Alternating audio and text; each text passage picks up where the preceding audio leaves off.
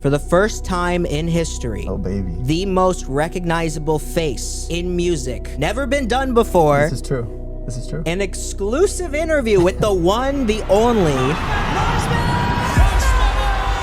internationally acclaimed producer and DJ. You could tell right away that this guy's been around for a while. Listening to Marshmello just made me happy and forget about my pain. He's like an icon now. It's not just Marshmello, it's the whole fan base, the music, the show. At the end of the day, anybody can be Marshmello, and that's what makes this bigger than music. How did this all start for you? I'm so alone. I specifically wrote that song because when I moved across the United States, I left everything I knew. Was this always the helmet? The helmet was 14 pounds. Oh my gosh. I was just living with my parents in my childhood home. It's interesting because I've never heard you do an interview before, ever. I have so many things to tell, you know? And then he'd freestyle. He'd be like, yo, put on an Eminem beat. In between freestyling his own songs. That's crazy. My whole mentality of this Marshmello thing was like, do the stuff that you know, like your peers or other people wouldn't do. So nobody recognizes you when you don't have the helmet on? I always felt like I had nothing to lose. I mean, some people might like see the success and assume certain things. There are a lot of assumptions, yeah. What would you think is assumed? Maybe like, I'm an industry plant. I already expected nothing to happen. No fame, nothing, dude. That will never be me. Because I believe you have the original helmet. Is that right? I sure do. Give me that bang. Dun, da, da, da. Here you go.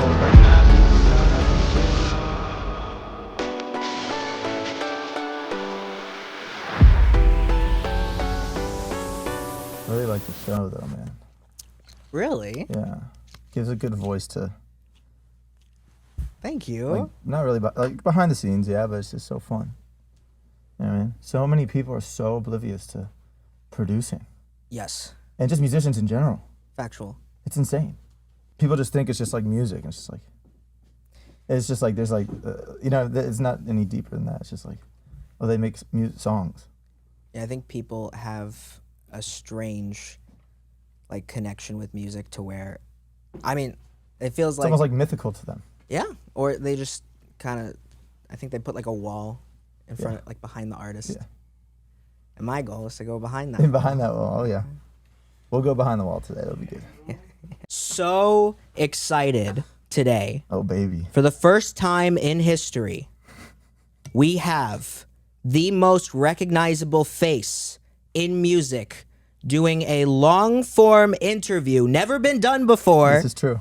This is true. An exclusive interview with the one, the only, Marshmello. Oh yeah. That's a good way to put it. I guess I am pretty recognizable. The face, the helmet. Yeah, but also the music. You have some of like the biggest songs that, for anyone out there, this is one of my favorite questions to ask because it like really just blows people's minds every time I do it. For anyone out there who doesn't know who you are, what are the songs that they would know you from?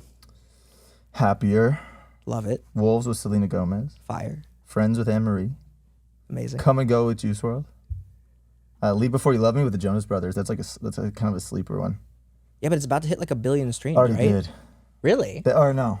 It might be really close. Oh, wow. I know it's either super close or it already did. I know it's like in the 900s. But what else? Silence with Khalid. Love that one. Be Kind with Halsey. That's sweet. It feels weird, like rambling off my head. I don't know. A bunch of others. Incredible. Now, even though you've had all those hits, one of my other favorite questions to ask is, how many songs do you think you made until you got like your first big hit? It was, first of all, probably like 1 billion, actually. You know what I mean? Like, Yeah. It takes so long to craft your sound and see what works and learn, you know what I mean? Because like a lot of music producers are born with the talent, but it's a whole other muscle when it comes to production, you know what I mean? Yeah. And like I always joke with like my artist friends like that are maybe like the singers, you know what I mean? Like they've always been singing, they've always been on stage, you know, like we as producers, like we had to like exile ourselves and like really nerd out. Like this isn't like it's not like a social job, you know. It doesn't put you in social situations until you make it. And even some of the biggest producers are like very reclusive, you know what I mean? So there's a lot of time spent learning and making songs and scrapping songs, you know what I mean? I feel like every producer can attest to, they probably made like 1 million songs, but it was till I got like let's just call Silence. Well, you could call Alone. Yeah. My first hit, you know what I mean?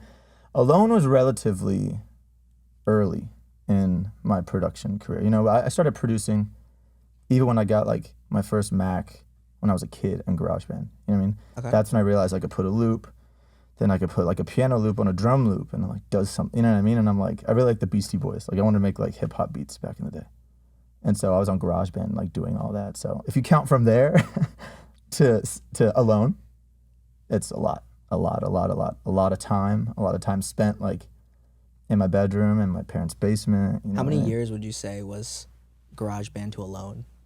GarageBand, I was probably 10, really messing around. Mm-hmm. And then to Alone, I was what? Probably 13 years. Wow. Yeah. That's incredible. Bar mitzvah age, in fact. Bar mitzvah age. Yeah. But yeah, it took a while. A lot of YouTube tutorials. Yeah, YouTube seems to be like a real big like turning point for you, especially with what you were talking about earlier with Alone. That video connected like no others. I even remember being my freshman year of college seeing it, and then I just remember it connecting so much. And then everyone finds out that like, oh, where's this voice coming from? And then you pitch it down, and then you find out it's you. Yeah, I think it's like three semitones. I forgot what I had like a template, you know, back then. Got like, you. If I was gonna sing, I'd pitch the whole song down by 3 or 4, and then pitch it back up. Sing it, pitch it back up. How did Alone come about? How did you make that song? Where did that song come from? Yeah, so I had just moved out here from my hometown, and I don't know, man. I was just like really could not. It was like a fuse. It was like undeniable. I couldn't stop making Marshmello music. You know what I mean? Like I was just running with everything. I felt like I had this new like sandbox, like playbox, like with all these different things that I learned over the years of how to produce. You know, and I've always been like kind of like singing, you know, but it was really in like metal bands and stuff, you know. But I knew that I would love to, you know, incorporate some sort of singing into this Marshmello project, which at the time was like a year old, if that. You know what I mean? Maybe if that. Maybe less than a year old when I made Alone. And I was like, you know, I'm gonna try singing, but I don't want to be like, which is no shade to anybody, but like I didn't want to be like the DJ that came and, you know, was a DJ and now all of a sudden I want to be a singer. You know what I mean? Like I just really wanted a DJ, so I didn't want to like put my real voice on it. So I just decided to pitch it up. And it was also kind of like with that little like cutesy, bubbly like Marshmello sound that I was doing back then, it just really made sense that I'd pitch the song up. So whatever. So I moved from, you know, East Coast and just sitting in a studio down on 7th Street in downtown LA. And I was like, you know, like I was just having a conversation with an artist actually on the way here about this, about lyrics and how about I'm the guy that's like not a lyric guy, like in writing sessions. You know what I mean? I'm always like sitting next to the writers, like, it's all right, like, let's just use the simple words. It's like, let's not like freak out about, you know, is this word right or these big words, you know what I mean? So I've always like melody is king, you know? So that day I was like, I'm so alone. I was like, is that too simple? I'm like, yeah, but it sounds good. You know what I mean? Trying to find my way back home to you. It's like, it's very simple, concise, you know what the song is about. And it just sounded good. I didn't think anything of it, you know, because at the time, like, I was like buzzing on like blogs and stuff, but I was not, you know, what I am now, obviously, you know, because that was like 10 years ago. So I just made it because I thought it sounded good, you know, and yeah, I was just put it together in probably a few hours, you know, just banged it out. And I was like, this is kind of cool. And then sent it to my manager. He was like, yeah, it's cool. And I was like, it's cool. And it sat on SoundCloud. Monster Cat hit us up. And I was like, we would love to release a track with you. And we gave him kind of the library of SoundCloud songs that I had, like on private. They chose Alone, and the video helped it. Like, obviously, like, probably one of the biggest driving forces of that song, other than the song itself. I think it's like 2.5 billion 2.5 billion. Crazy. Yeah. Amazing. It's that kind of stuff I can't wrap my head around, you know what I mean? And 2.5 billion people is just impossible to even imagine. Number one, 100%. And number two is just like how it felt when I made it. How I was just like cranking out music to it becoming that is like a very paradox, you know, crazy paradox, just so different, you know? I think the song is also like super relatable though, because I think throughout our lives, there's always a point where we are alone. Yeah. There's always a point where we're trying to find community. And the music video really stands out because I think a lot of people can relate to this idea of being an outsider. Yeah. At least 2.5 billion people can. Yeah. And when we get to the end, you get to see all these people kind of accepting because you're doing something that you love in the video, which is probably, would you say that was kind of what was happening in real life at the time too? Did it kind of mirror? Yeah, it kind of 100%, because like we're just talking about, like, to be a producer is not, to learn how to produce music, every single producer can 100% attest to this. When you really get down to the nitty gritty, you're missing out on those social situations, you know what I mean? You're like holed up, you know, like you don't really want to see people after a while. You're used to being alone and learning, so you kind of get outcasted a little bit, you know, in the beginning when you're learning. And, you know, I specifically wrote that song because when I moved across the United States, I had some friends out here, but I left everything I knew, you know? Like, I visited LA, got an apartment, or found an apartment that day, and then moved from the East Coast like 3 days later, because I just knew I had to, because I knew I couldn't stay. So I got out there and I'm just alone in this studio. And I'm like, I don't know, let's just write about, I'm so alone. It was just that, you know, it's just like that first line, I'm so alone, and then whatever comes after, I think I even just freestyled the whole thing. Wow. Not the whole thing like it's some like huge, long-winded lyrical song. It's really cool to hear the story of Alone. It was such a defining moment for you and like this, like where you are now. But I always like to go into like how an artist gets to the point that they are. Music producer. How did this all start for you, for music? Music in general. Making music. Sure, yeah. My parents are not musical, but they insisted on me being musical. Interesting. Yeah. Don't know why, but it's, you know, they put me in like toddler, like percussion classes or something like weird, which is like babies just bang on the ground. My dad is like, he's a genius. So it's like taking, you know, piano lessons when I was 4. You know, they were like sitting with me, like holding my back, like so I like, you know, wouldn't fall off the chair. I wasn't like a savant, you know what I mean? But I learned piano from a very young age. That's sweet. I wanted to play the guitar so badly, but they were like, you have to play piano till you're 10, for whatever reason, and then you'll get a guitar. As soon as I got that guitar, I never played piano. Like, I know my way around a piano, you know what I mean? Like, And since, you know, and I kind of lost it for a little bit, and then now that I've been like writing a lot for the last few years, I like taught myself back how to do, you know, chords and all that stuff. But I've always been able, like a lot of the Marshmello stuff's like melodic. I can always like run scales. I've always been able to. Gotcha. But I was really guitar oriented, which is why a lot of my earlier stuff is very like almost like punk guitar leaning, you know? Especially like Come and Go with Juice WRLD, stuff like that. Like, love that song. thanks. The guitar's right here actually that I played it. Really? Every song I like play guitar on, that specific guitar is here right now. It's over there. We're definitely gonna have to check that out. We'll break it out later. Sick. Yeah. It's all beat up. It's actually pretty cool. If you're a full-time artist, producer, creative, you're probably always on the move, and I completely understand because I'm always traveling to do interviews, and I'm constantly living at airports, Airbnbs, and hotels, and I always gotta use the same annoying public Wi-Fi, where all my information is free for anyone to grab. Well, 4 years ago, I was so tired of this, I did some research on VPNs, and I found my favorite VPN, NordVPN. No matter where I am, it works across all devices, and I can connect up to 10 devices, which is great for me because I'm constantly living half of my life on the internet. And on top of that, NordVPN lets you change your location to any one of 118 different countries, which helped me a ton when I wanted to rewatch Prison Break last year when it wasn't available anywhere else. But I could get it on another streaming service if I changed my location to the UK. This is actually true. This actually happened. It even has a feature that protects you from threats. When you're browsing the internet and a sketchy website comes up, or all these annoying things that you have to deal with that you don't even realize is there, NordVPN works in the background to block malware phishing schemes. Plus, it's crazy fast and probably the best VPN I've ever used. And honestly, I only want to work with brands that I truly believe in, and NordVPN is one of them. So if you want to try it for yourself, go to nordvpn.com/wall to get a big discount on a 2-year plan plus 4 months free. And there's zero risk because it comes with a 30-day money-back guarantee. So head to the description, nordvpn.com/wall to try it out today. But now it's time to get back to one of my favorite interviews ever, Marshmello. Where did the idea for Marshmello come from? So I had been an artist, a lot of different artists, bands, stuff like that, you know.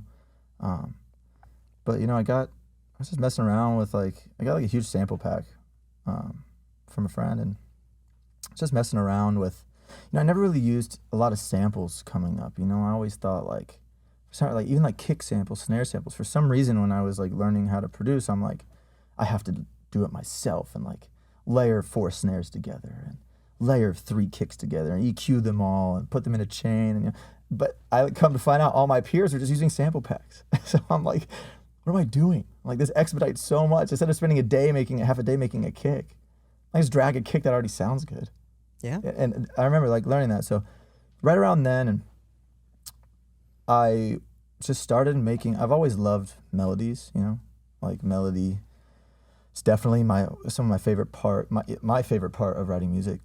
And I was just writing, you know, I came from the East Coast, so, you know, there's a lot of Jersey club over there, a lot of trap music. That's how I grew up. And, you know, I just started making Jersey club mixed with this and throwing samples and throwing these vocal samples and all this stuff. And, you know, before I know it, I was making 3 songs a day. Wow. And laying down on my bed, on my stomach, making these songs. But all my other music, I was I have to be in the studio with my keyboard and my mouse and my monitor, and it's all so fancy. You know what I mean? That's what I thought I needed. But for some reason, when I started this Marshmello project, I was just cranking out just my own little version of, you know, Jersey club. And, you know, and Jersey club, it's all kicks the whole time, you know? Dum, dum, dum, dum, dum, dum. And that was fine. But I also wanted to experiment with putting a snare on that third kick. So it's dum, dum, dum, dum, dum, dum. So people would I thought maybe it'd be a little bit more mainstream, you know, because sometimes just Jersey's a little confusing. And I really liked how it sounded. And so once I kind of did that, I feel for 2 years, all my music was just dum, dum, dum, dum, dum, dum, dum. You know what I mean? Because it can make people jump, and they have that call and response of the kick snare that they're so used to in all other kinds of music, you know? So anyways, yeah, so I was just running with this. Like I said, it just caught something in my body where I was just I couldn't stop making this music. It was so exciting. I felt like there were no rules, you know? And so I just did that, sent it to my manager. I think I had 8 or 9 songs done in the first 5 days or something, 4 days, whatever. And he's crazy. You know, we should start a project, man, something new. And me living at home still, I'm yes, I'll do anything, whatever. So we sat there and came up with the Marshmello, you know, mellow melodies, and it was kind of mellow, chill. Yeah. You know what I mean? Even my first single was Keep It Mellow with Omar Lings. Oh wow. And that was we shot a music video, my first music video. We went to Borgor's house and shot it there, and invited all of our DJ friends out and stuff, and it's a crazy time. But that's a very mellow song, you know what I mean? And that just kind of all fell into place. You know, I got a lot of remix opportunities, which were really huge for me. Which looking back, I was making them at my parents' house. I didn't know what was going. I didn't know what was going on, what this project was, what everything, you know, because I was just so tunnel vision on my music, and I'm gonna make this work. So yeah, just kind of fell out, just snowballed. Would you say that the idea for being able to just create from any place was kind of that driving factor for you to not be hindered down by making a specific type of music that you were kind of boxed into before? Like this kind of gave you the freedom to do anything in a sense? Yeah, it kind of, I always said it kind of felt like a culmination of everything I learned since that garage band day when I was 9. Yeah. You know, the trap drums, the melodies and stuff, the chords, and you know, a lot of this stuff lends itself where I was coming from when I wrote a lot of, you know, the chord progressions or the melodies, very like pop punk oriented. You know what I mean? Like Newfound Glory and Sum 41 and Good Charlotte and like all that stuff. You know what I mean? Like nursery rhymey sounds like kind of like bad, you know, connotations, but it's kind of like, you know what I mean? It's like a melody that goes up and a melody that concludes, you know? A lot of that music was like that, and that's the only stuff I grew up on. And yeah, so when it came time to write melodies, what was in my blood, in my DNA, were these very catchy, like pop punk-esque, you know, melodies. So, did it work right away, or did it take a bit for the music to start catching on? For Marshmello? Yeah. Yeah. That it was kind of instantaneous. Really? Which also, I think, why I wouldn't say I was like disconnected, but I was just cranking out music, and I knew it was gaining attention. You know what I mean? Because like the SoundCloud days, you know what I mean? Just all the metrics right there, you know, and you could just see everything and the shares and the comments and stuff. It's like it was so exciting for me, you know, because I had been trying for so long to make something work, and things went really well here and here and here, but nothing really fully came to fruition until then. So I was just cranking out remixes, you know, for Selena, remixes for Ellie and Calvin, all these remixes, and like I just like didn't know what was going on. It was just like my face in my computer. Yeah. Yeah. So it was just a really crazy time, honestly. Which remix would you say was like the turning point for you that like really pushed to that next level then? What really pushed to the next level, I would say, you know, there's a few pinnacle things, right? I remember I put out the Calvin Harris, Ellie Goulding Outside remix. And I listened back to it the other day, and I was like, this is kind of like swaggy. I'm like, this is pretty sick. I was like, what was I thinking? Not like what was I thinking, like, oh, what'd you do? But like, I don't know where I was at. Like, why did I choose to pitch the vocals up? Why did I choose to have like claps running the whole drop, like almost like twerk shit or something? You know, it's just like, I feel there's no rules. I was just doing whatever. DJ Snake hit me up off that remix. Really? Yeah. If we're talking remixes, strictly remixes, he was like, yo, like, you got the juice, dude. Like, good shit. That's like, incredible. You know what I mean? And then the real one was when Sonny reached out for me to do the Where Are You Now remix. Yeah, what did that feel like? That's the remix. That's the remix. You know, Skrillex, he hit my manager up, I think, and I had just originals out. And he hit my manager up and was like, dude, I have to know, like, who Marshmello is, you know? And Mo, my manager's like, I'm not going to tell you. And he's like, come on, man, like, it's fine. Whatever, so, like, all that transpires, and we get in contact, and, you know, we're really close, and, you know, I released some songs on Ausla, but before that was the Where Are You Now remix, because I remember I made that back in, you know, my parents' basement, and that was the one. Well, first of all, I remember when I heard Where Are You Now, I was like, this is where my head is with like Marshmello, like the original song. I was like, damn. I was like, that's like what I've been chasing, this sound, this like this vocal little chop that has like a really small reverb on, like a really small room reverb on it, and it's distorted, and it has like the deep house bass line, you know what I mean? It was everything that like I was going for, and I was like, oh man. And then they're like, yo, you want to remix it? I'm like, yeah. And so what I did was I put, you know, that like drum loop that we were talking about earlier, huge saw bass, chopped up, and made my own little melody of the lead, and they loved it. And I was just so happy. That was the one. That really was the one, because it kind of like, it was like everything that was going on at the time, you know, like all came together right there with that remix. That's amazing. Remix wise, yeah. It was a crazy time. What did it feel like to get that call from Skrillex? I was like so nervous, you know what I mean? My manager was like, call him back. I'm like, no, dude. I'm like, that's Skrillex. You know what I mean? I'm like, what? I just came. I was just living with my parents in my childhood home. And now I'm like calling these big DJs and all this stuff. I'm like, this isn't like this is. I'm like, just hold on. I'm like, I just couldn't get a grip on what was going on. Did you decide to call him? Yeah. Was that the famous call? That was the famous call. What? Tell me about that call. Tell me what that was like. That was that conversation. I was like, no, dude, I'm not just gonna call Skrillex. Are you insane? You know what I mean? Because you have to understand, like, coming up in college and all that stuff, learning how to do this. Who else was there? Who was at the top? You know, like, so he's like, call him. I'm like, all right, fine. He probably won't pick up. Like, I'm like, nobody. And he picked up, and it's Katie Couric, and I'm like, oh, what's up, Katie Couric?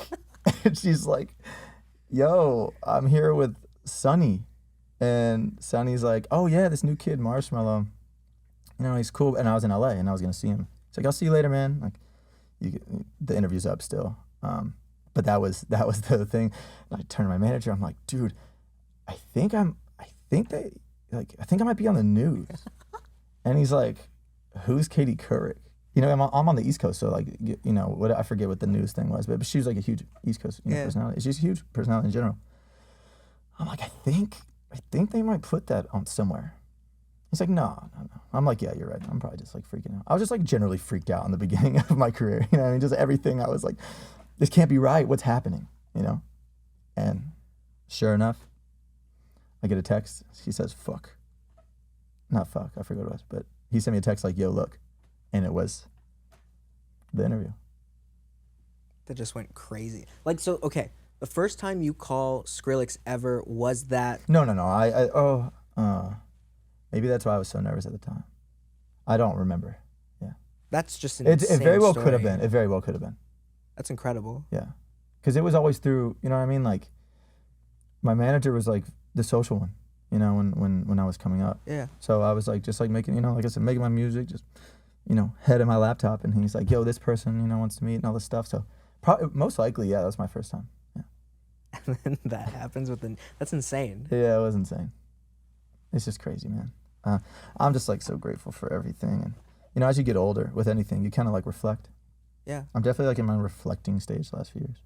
Yeah, it's interesting because I've never heard you do an interview before, ever. Like, I've heard you do like small things here and there. Yeah. What made you want to start telling more of your story? I think it was just kind of like, let's see where this goes. You know what I mean? We had a thing in the beginning. It's like mysterious, no voice. It's like, you know, I'm like kind of goofy, you know what I mean? So I was like kind of acting like funny and stuff like that. You had like yes or no buttons and body like language, yeah, you know, all that charades. stuff. And at the time, that was like that's what it needed to be. You know what I mean? That's what I like doing. You know, because it all ties back, like the antisocial aspect of being a producer. Like, fine with me. I don't have to talk. I don't have to think about like interviews and saying the right thing and all this pressure. You know, that's what I'm really like thankful for. You know, is like I kind of got to, you know, there was obviously plenty of pressure in other areas, but some parts that artists deal with where they have pressure, interviews, you know, talking on stage. I always talk on stage, but you know what I mean? Like being more social, more vocal, more of a personality. I kind of got to like circumvent that for a while, especially at the peak of my career, which I think helped me a lot kind of maintain, you know, the person who I am and kind of, you know, keep what I like to think a level head, you know. Obviously have my moments like everybody does, but it was, I'm really grateful for that. It was odd though, you know, like looking back, I'm kind of like, oh man, I was like really dancing like a crazy person, like doing all this stuff. But every phase of Marshmello and everything, I'm just so especially just grateful for, and every phase is so different. So right now it's like, you know, 10 years in, man, like, I did the whole charades thing, you know. I did this. I did the writing on a thing. Oh, that's so funny. He doesn't talk. But now I'm like, yo, I have so many stories. I have so many things to tell, you know. Yeah. So even on the production stuff too, man. Like, I just put my first production video up the other day on the first track on my Roots EP. It's like a trap album, a trap EP. I did that. Explained to everybody, you know, very just nonchalant. You know, maybe too nonchalant for some people. They were kind of upset with me about not being like too detailed, but it was my first one, so you know I'm like learning how to do it all. But you know, there's all these things I've always wanted to do that wasn't like the protocol back then. You know, no talking, no this, which is I was on board with too. You know, but now just feels right, and I feel, you know, more in touch with the brand as a person. Yeah, how the brand, in my opinion, kind of reminds me a lot of Spider-Man, right? Yeah. Like anyone can be under the mask. It kind of like inspires like so many like generations and everything like that. Yeah. You've kind of been able to touch so many different generations Mm-hmm. as well as so many different cultures. Yeah. How does it feel to be such like a global artist because of that? Everything about like that we're talking about, there's always a little disbelief still mixed into everything. You know what I mean? Because I just think it's so important, and especially just, you know, catering to everybody of my fans. Yeah. You know what I mean? Like even my sets, like just everything, the music I make, like how diverse it is, you know what I mean? And there's been a lot of songs I've passed up on like culturally because I didn't really know what to do with them. You know, I'll only do something if I'm like, oh yeah, okay, this like, I feel this like through my soul, this is what I want to do. You know what I mean? Like one of my biggest cultural impacts, song-wise, was Biba. I did for India and Bollywood and all this stuff. And I grew up in the suburbs. Like I don't know, but they brought me this opportunity and I just learned so much. And I went over there and met all these dudes and went to parties out there. Yeah. Dude. It was like with these people, and I'm like, just these people in a different country. It's just so crazy, you know? I'm like, this is so awesome. And it's still in disbelief. You know what I mean? It's just like a constant like murmur of disbelief and everything. And like, yeah, it's just so cool. I even saw you were like learning all the instruments Yes. that they have over there. Yes. Which is so sick. That was the first time. That was the first take when I picked up that drum. Really? Yeah, that's why those reactions. Everybody's like, "Oh my gosh!" I was like, no, because I grew up playing drums too. You know, drums, guitar, and all that. Yeah. So my rhythm's like, you know, good. So I just like picked it up, and they were like, "Oh my gosh!" It was like two culture shocks. You know what I mean? But it's also like what's cool about having Marshmello is you can make a song that's in dubstep. You can make a song that's in pop. You can make a song that's in EDM. That has allowed for so much for you. What kind of genre is your favorite to make right now then? Been really in like my trap wave, you know. Marshmello's always been trap leaning, but you know, with this kind of like resurgence, underground resurgence, I would say trap is like underground right now. You know what I mean? It's like back. Okay. Underground, you know, because it swaps. It's like house, trap. You know, they just kind of do like a carousel. Like ISO, you know what I mean? He's like definitely the king. And it just kind of like, you know, that door cracked a little bit, and I'm obviously like familiar with trap music. So I'm like, all right, let's try this again, you know? I've been doing that and a lot of like speed garage, like speed house. Like I call speed house, like anything above 130. Got you. I mean, it's not like true, you know. Working with Hamdi and stuff, he put me onto like so many genres when we made our song Fired Up.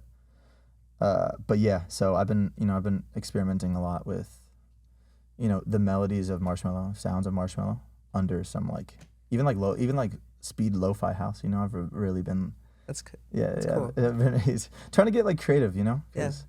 I love trap, and I got that EP out, and I was like really happy with that, you know, and the response was really good, and you know, from all the trap kids, from the Marshmello fans, you know, everything. And those are my roots, you know, and that's why I named it The Roots.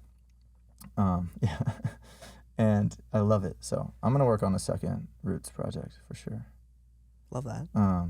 And I need to like just put out a Bad Bunny remix. Yeah. It's like, yeah, it's like 132, 134, I forget, but it's like kind of a lot of like the Marshmello template, but with like, you know, house drums that, you know, I put together and everything. I was watching an old interview you did, and Which one? Which one out of the 3 I've ever done? I watched every single one. Oh, okay, yeah. And one of the things for you a said, total of 10 minutes. you wanted to do a song with Bad Bunny. Yeah. And I mean, you kind of made it like with the remix, but yeah, it's like, you know, we've danced around in circles, not like circles, like our social circles. You know, we've danced around, like we always run into each other, you know, and stuff like that. So it's never officially happened, but you know, I was happy to do a little bootleg of DTMF. So, and like that's how it's like, that's where I would see like the Marshmello, like kind of like just call it 4 on the floor side, you know. somewhere in that realm. You know, I'm still working on it. I've been making a bunch of remixes and stuff. You know. Was this always the helmet? Always. Just very, very significantly, the weights are very different from the first one to this one. What do you mean by that? So the first one had this was perforated steel, thick steel, this thick. Oh, jeez. Oh, so shaky. Yeah, thick. It's like Kevlar and not cement, but something crazy inside. The helmet was 14 pounds. Oh my gosh. But I was a young kid, invincible, with this new project, playing all these shows, living my dream out. I didn't feel that 14-pound helmet's cons until years later. Mm. And I said, you know what? I think we should maybe invest into something lighter. You know? I really retired the heavy-duty helmets with the lights. I used to have to wear a CPU on the back, on my back. I would have this waist trainer thing, that wrapped around my stomach and my waist. Mm-hmm. And the back was a CPU or GPU, a CPU with a little fan. And you can see in photos from my side, I always hated it, wearing long sleeves or whatever. I would turn to the side, and you'd see this huge box on the back, this huge wire, this thick, running all the way back up, and this heavy helmet. And the lights looked awesome, though. They did. They did. I saw the first show that you did, 2015. Yeah. And you could see them right there on stage. They look sick. Yeah. And, that was something that was, definitely, a point of, not conflict, but kind of, debate within, my camp was yo, man, the lights are awesome.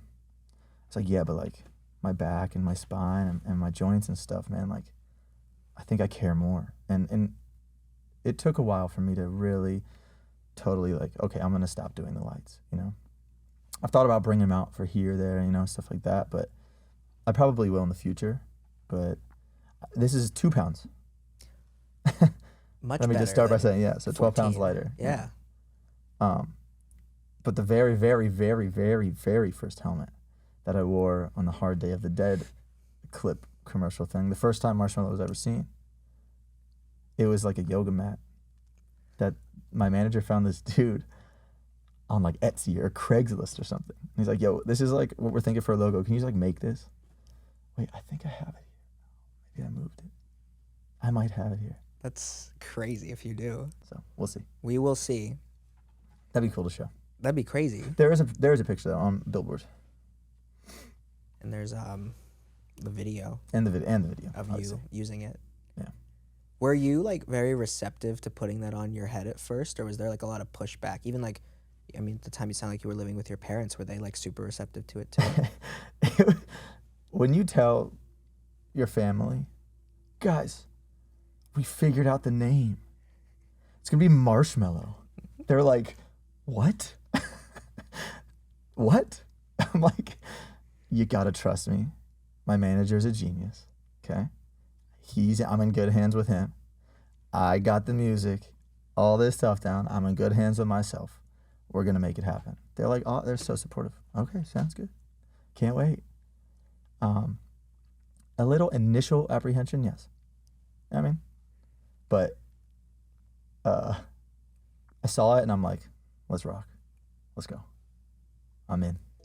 If you're watching this, there's a good chance you want to put out music, you already put out music, or know someone who puts out music. And what most people don't know, it was almost impossible to do that back in the day. In fact, Queen had to sell their van just to record their first album. It was impossible to put out music back in the day. And when I wanted to first put out music around 6 years ago, it felt so complicated and expensive, and I didn't know where to start. Well, that was until I found DistroKid. DistroKid is the actual music distribution platform that I've been using for years now. It is seamless, it is easy, it allows me to post my music to every single streaming platform at an annual flat rate. Prices don't change, you don't pay per release, it's just one price that you pay for the year, and you can upload as many songs as you want. There's no gatekeeping, it's just upload and go. And if you're collaborating with other artists, DistroKid makes the process so easy, no more awkward convos, you just split it up based on percentage and it automatically distributes royalties directly. But here's one of the most important things, unlike other distribution platforms, DistroKid takes no percentage of your royalties. So you as an independent artist get to keep 100% of your music royalties. So if and when you're ready to share your music with the world, check out DistroKid. It's had my back for over 6 years now. Head to the description now to check it out for yourself at a discount. And now let's get back to Marshmello.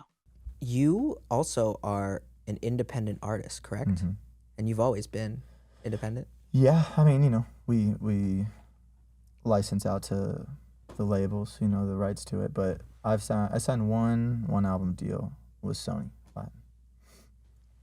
Being an So technically, Got it. yeah, you know what I mean? But no, I've never been signed, no. Like signed like to a term, no. I mean, that's incredible. It's crazy. And I got to give props to my manager for that one. I am not, I'm learning, but I'm not the business, you know what I mean? yeah. There's the spectrum of the business guys and the creatives, you know what I mean? I mean, some people might like see the success and how like not know about everything in the past and might see how quickly it happened Yeah. and like assume certain things. There are a lot of you. assumptions, yeah. What would you say to those people who have those assumptions? Well, there's a bunch of different kinds. So, like, from your perspective, what do you think is assumed about? We're talking about like the rise. Mm-hmm. What would you think is assumed about all of that? Maybe like I'm an industry plant. There are some people out there who use that phrase. For sure. I mean, of course. But number one, I feel like industry plants, like you need a label behind you. Yeah. I could tell you right now, there's no money behind when we were first starting. Yeah. Like still living with our parents and stuff, man. Like, so it was just like, we obviously had connections. Like I had a few blog homies, you know what I mean? My manager was I was on Bygor, working for Borgor, you know? So we had like our friends there. That's it. I don't know what was going on in the universe that time, but for my Marshmello music, uploading every day, my manager being who he is, how he thinks, how he sees people, he just knows, you know what I mean? He just reads it like a battlefield or something, you know? He just knows how to move. Like that with the sound that I guess people didn't know they wanted it, I would assume, just perfect storm. It's one of those like perfect storm situations.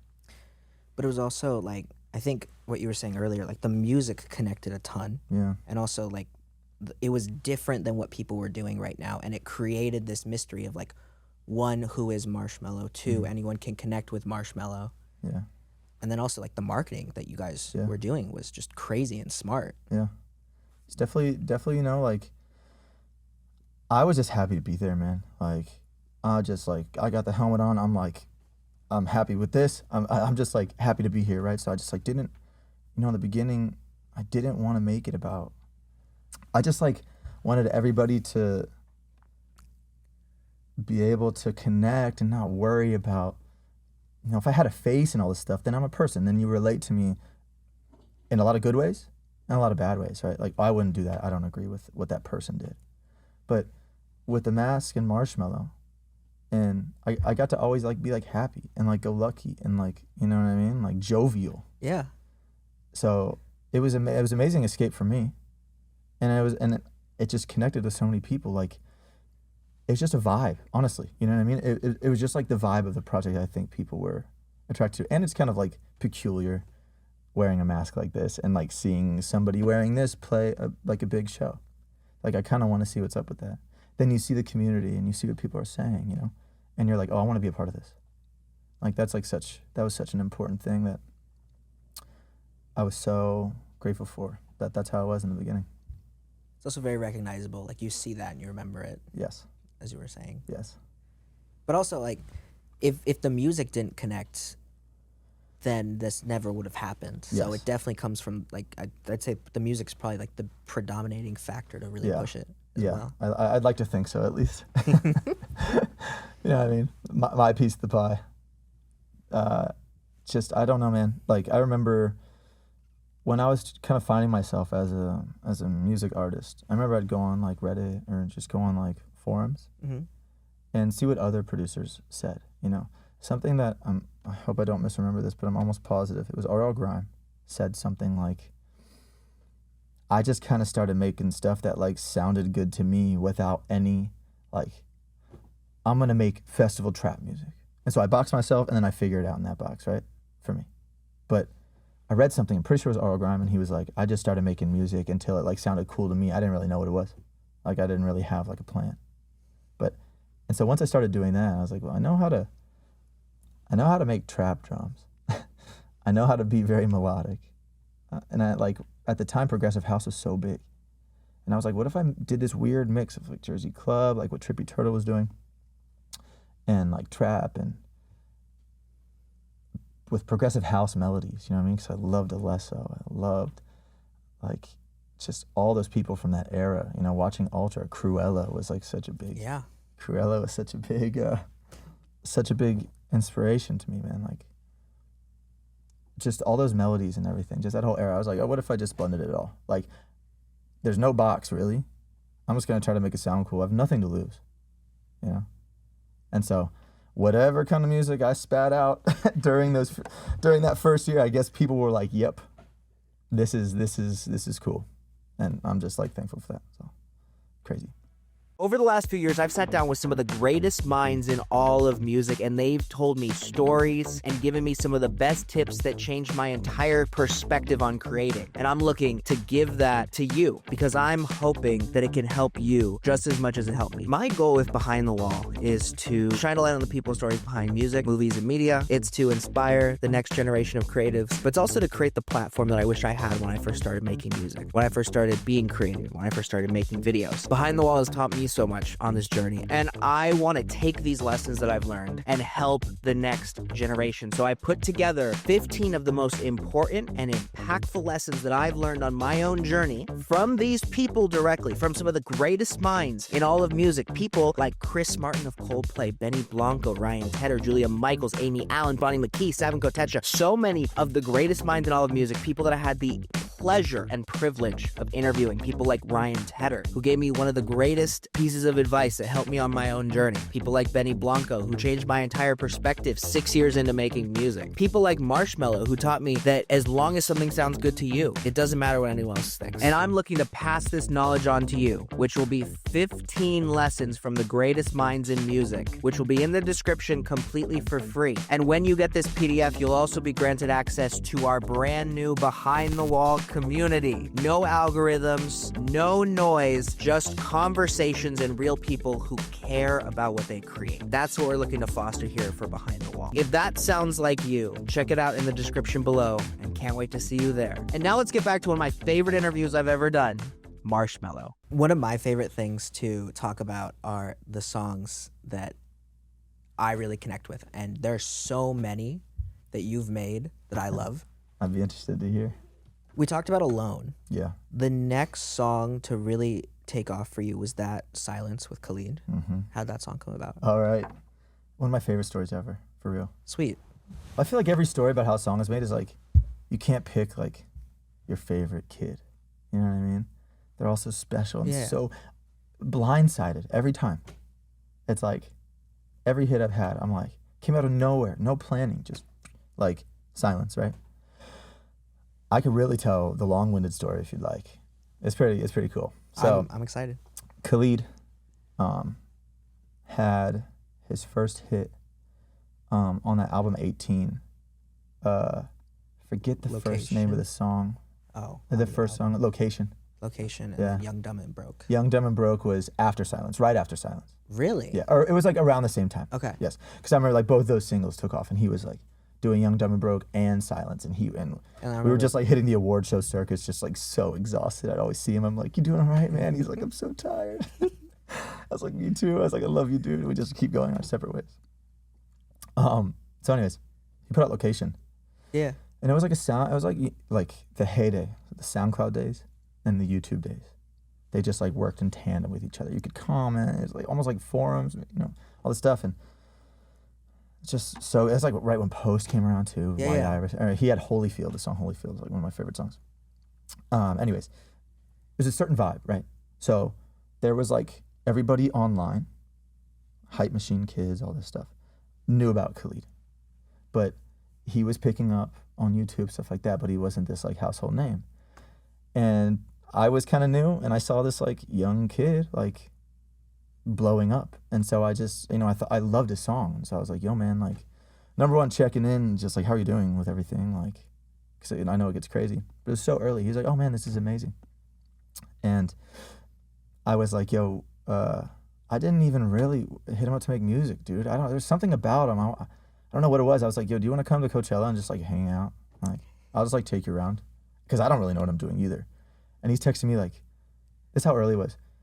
Do I need security with me? Like, do you know? Like what do I do? Like, I don't really know how to play this. I was like, I don't know, man. Just like, I was playing Coachella that year. I had this big house.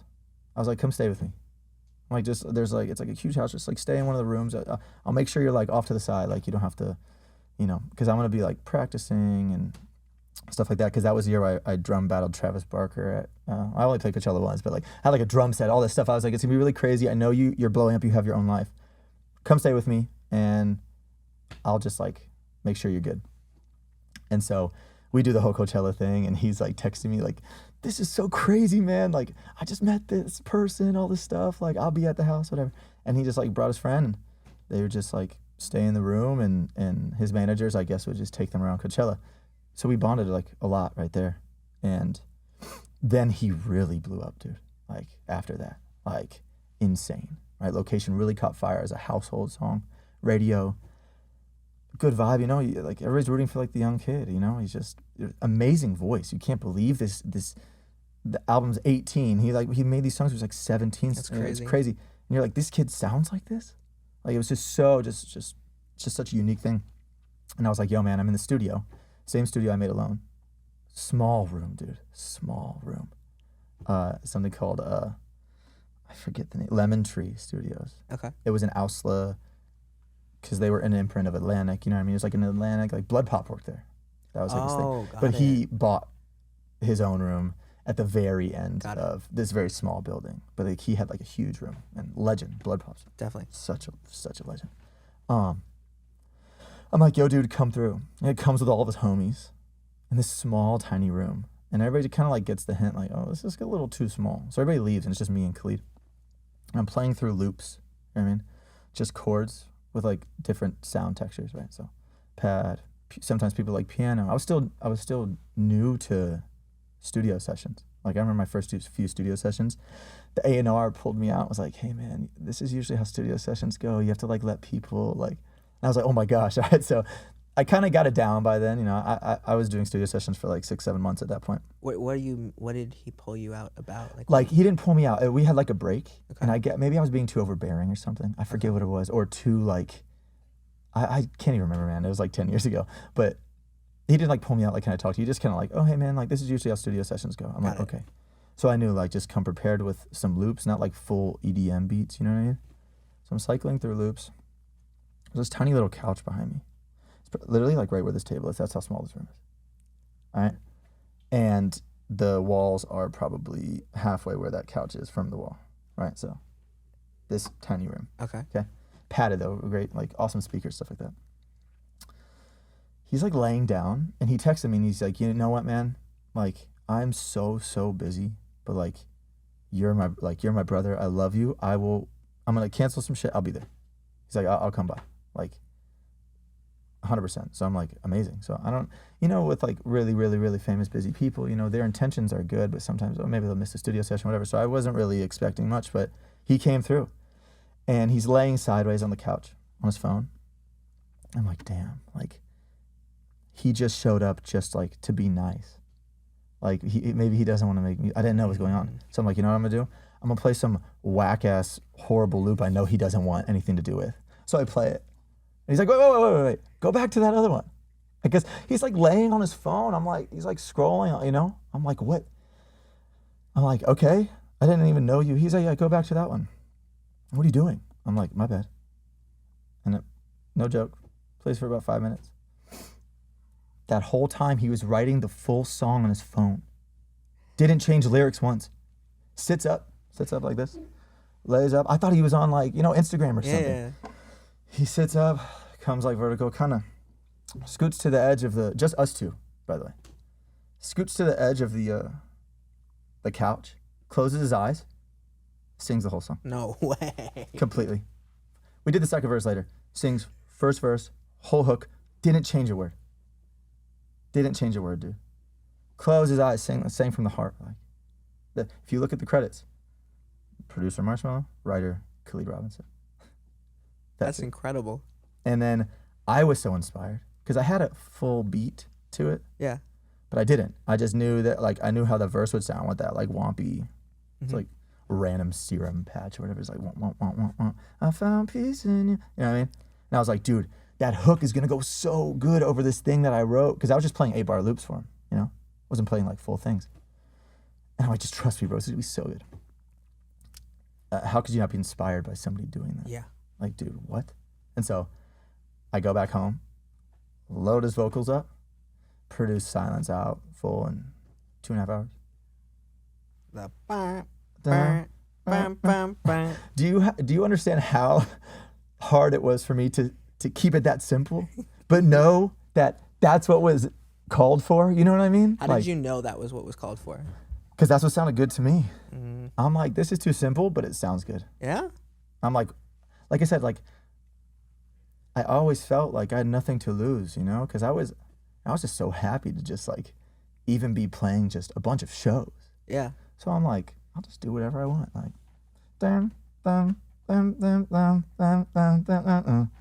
it's like 3 layers. I can't even remember, like 1 bass layer, 1 sub. It's like It sounds good. It's such a bad catchy. sub. It's just so funny. It's just crazy. Yeah. Was that the first song that played on the radio for you? Yes. How did that feel? So it was actually interesting because I got thrown into being Marshmello. Like, I'm on Outside, all this stuff, right?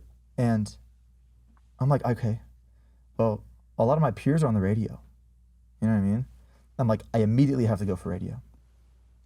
That's what I thought. So I was like slaving, like just in my studio, just like trying to say, okay, what are these guys doing? What are these guys doing? And nothing was coming because all of a sudden I put myself in that box that I was like, told myself I wouldn't. I didn't feel like free. Mm. And after a while, after talking to, you know, a lot of like my peers that were really big, they're like, yo man, like, don't chase that. You want that to come as late as possible as long as you have steam, you know what I mean? You don't want to jump right to the radio. Because then it's really hard to follow up with. You know, Chainsmokers did an insane job, you know? Follow up after follow, you know, crazy. And I felt pressed personally, you know, I felt pressed to be up there with all these guys on the radio. But after a while, I was just like, you know, man, this isn't working. After a few kind of like, not like depressing months, but a lot of frustrating months. I couldn't get anything, you know what I mean? Because I didn't know how to maneuver. As soon as I let go of the reins, the box, silence happens. And it just organically goes to the radio. You know what I mean? Like. And also, like, the label for Khalid is pushing it to radio as well, while you can be an independent artist and focus on everything else. And smart. Yeah, and that's how that went, man. And that was just crazy. And then we just toured. Like, we did so much promo. I remember, like, there are these photos. He'll die at this story. There are these photos. It's so funny. Oh my gosh. There's like us in a treehouse, like poking our heads out of the windows, like Three's Company or something. Like, and we're like, yeah, those are good photos. Like, we're gonna use this. We were in Florida, where he's from, in the middle of like the jungle, like shooting content, and we're so hot, and like it's just such a funny day. And we were like in the back of this SUV. I don't even think like the AC worked or something. We're like recording these liners. And he's new and I'm new, and it was just it's like those moments, like the age of promo is kind of like changing, you know what I mean? Like post like the TikTok and just like whatever, you know what I mean? Like Hopefully something catches on and goes yeah, viral. and then maybe you'll do promo, but like back in the day, promo was your best foot forward. You didn't have a gauge like TikTok. You didn't have these, maybe you had some like social media stuff, SoundCloud metrics, stuff like that, but back in the day, you have a single, you're doubling down, you're 10 toes down on that single. You're gonna run promo. So a lot of the closest relationships I have with artists were from that pre-TikTok, whatever it was. I don't want to just say, oh, just TikTok, blah, blah, blah, but whatever it was before that, those are all my like closest artist friends. That's sick. Yeah, and Khalid, we ran that back for Numb. Yeah. Yeah. That song's great too. Round 2's been doing really well. Kane Brown, I did One Thing Right and Miles on it, you know? the round 2s have been going really well, so I think I might continue. And Jonas Brothers, I just put out Slow Motion. Yeah. And Slow Motion, I really like because it's kind of like an ode to Friends, like the production style on Friends. It's like same tempo and like hip hop, and there's like scratches and stuff like that. I was like, That song's great too. thank you. I was like really stoked about that. How did Friends come about? All right. Funny enough, talked about promo, talking about Silence. I was doing promo for Silence in the UK. Traveling around with my day-to-day at the time. Bussing around to like all these like, okay, we got this MTV thing, we got this, you know, the age of promo, like that. And I'm just so tired, man. Like, I had to like jump at the time zones, you know what I mean? And it's just crazy, you know, when you talk about like, oh yeah, I'll just like flip times, you know, a lot of artists will just like flip time zones for 2 days. Have to just suck it up, figure out your sleep, and then go right back to the US or wherever they came from. I was feeling like that. Feeling very like, just very lethargic, tired. And they're like, yo, after all your stuff, there's a session with Anne-Marie. And I've told her this too, so I can say this. No feelings will get hurt. I'm like, I knew Anne-Marie. She was awesome. I was just so tired. And, you know, you have like weak moments, you know what I mean? Sometimes where maybe you're, like that night I was like, no, I don't want to do a session. I'm too tired. But I'm thinking like, what am I doing? Like, my whole mentality of this Marshmello thing was like, do the stuff that you know, like your peers or other people wouldn't do. Like they're like sane enough not to, you know, not that going to the studio at 9 p.m. in London was crazy after a day of promo. It came from the same spot. Like, dude, push yourself, man. Yeah. You have to. Like, why are you here? You know? And so I'm like, you know, that's fine, cool. So pull up. I have this like guitar loop. Back when like Splice was new, you know what I mean? It was like Prime. A lot of producers know Prime loops. It was like some of the OG loops. You know, like Looper, what is it? Yeah. Loop Masters, you know what I mean? Stuff like that. Whatever. Got this little guitar thing. Meet Anne-Marie and Nat Dunn. Nat Dunn's an absolute legend as well. They were, I'm not sure if they're still writing partners, but they were writing partners back then, from what I understood. And I have this loop. You know, it's funny, I wasn't really like tempo oriented back then. Now I have to be mindful of tempo, you know what I mean? Like, if it's 90, it's gonna be some sort of, you know, trappy, twerk-esque, you know what I mean, drums, you know, happier I would even call like twerk drums, you know what I mean? Because if you just strip all that out, just like, it's almost like breakbeat or something, and it's like with like claps and all this stuff, so, but whatever, it was like 95 was this loop. And play it for her, boom, right then and there, she's like talking about, oh, you know, let's write a song about the guys, people that can't take a hint, you know, like, we're just friends, like, and at me, I'm like, at this point, I'm like totally removed from writing lyrics. I'm like, yo, I'm just here for the music, you do your thing, you know, and artist writing is the best. I love writing with artists. Like, it's so different. Me and my, like, all my writing homies, or actually like my real homies, we always like joke like, okay guys, are we gonna do a songwriting song, or are we gonna do an artist writing song? Because artists think differently. They can get away with more, you know what I mean?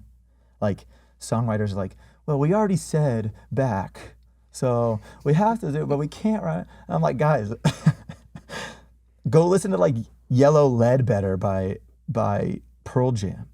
There might be a few words, it's just mumbles, and it like top the charts. It's like this insane thing. Like, we're like, anyways, so Anne-Marie's writing artist style, you know what I mean? She just has her homie writing. Crazy concept, all this stuff. And so we write that, and I'm so tired, I don't really understand what I have until the next morning. And I'm on my laptop, and we're running around all the promo, and I'm making this song. I'm so inspired.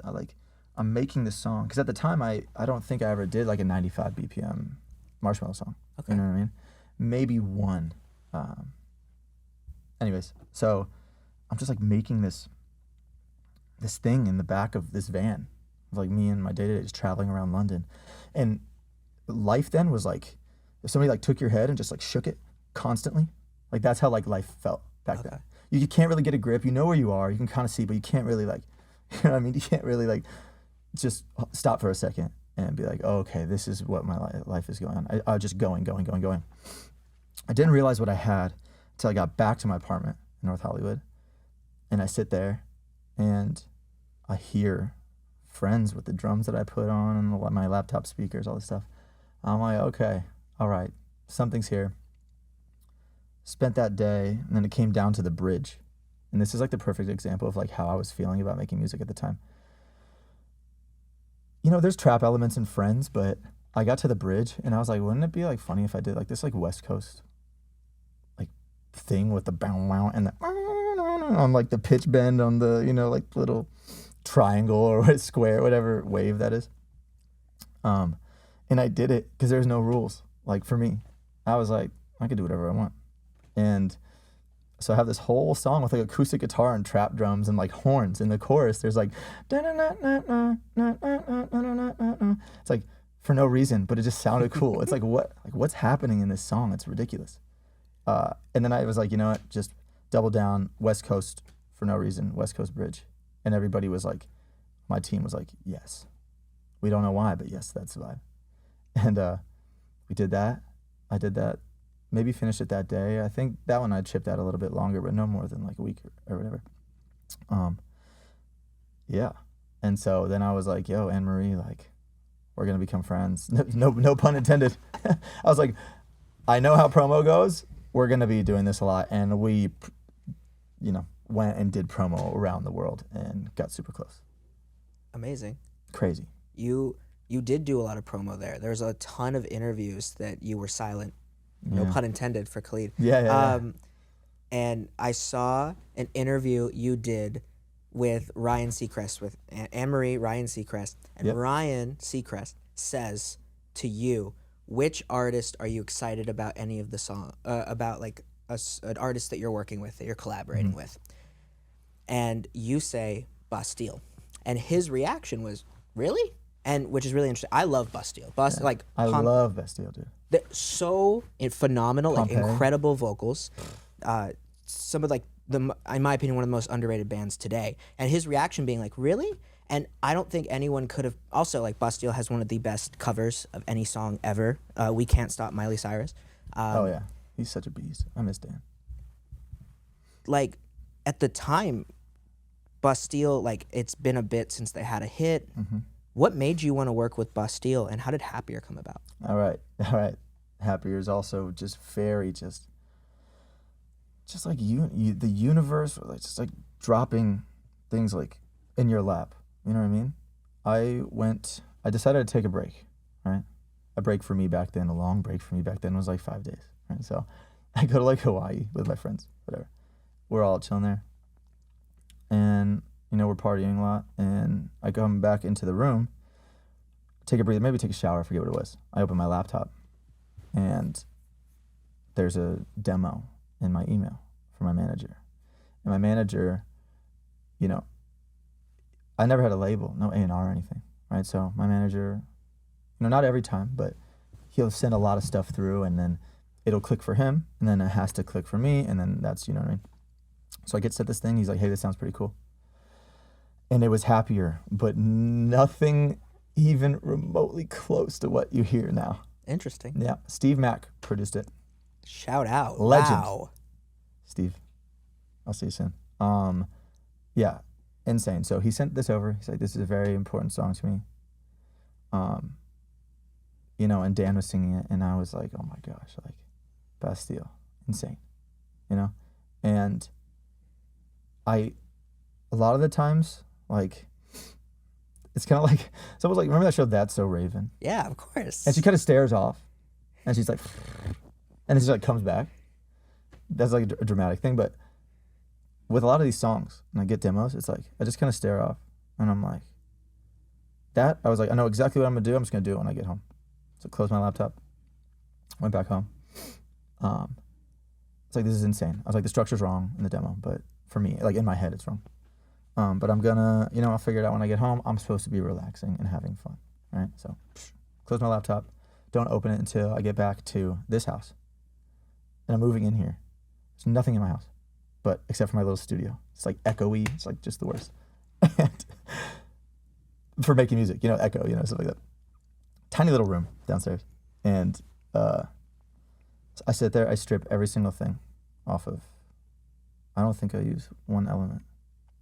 Just vocals, which is what I do for like a lot of demos, and we could talk about some other songs, but I stripped it completely. Just had this vocal from Dan, which is like, you get to listen to it a cappella. You're like, this is an amazing song.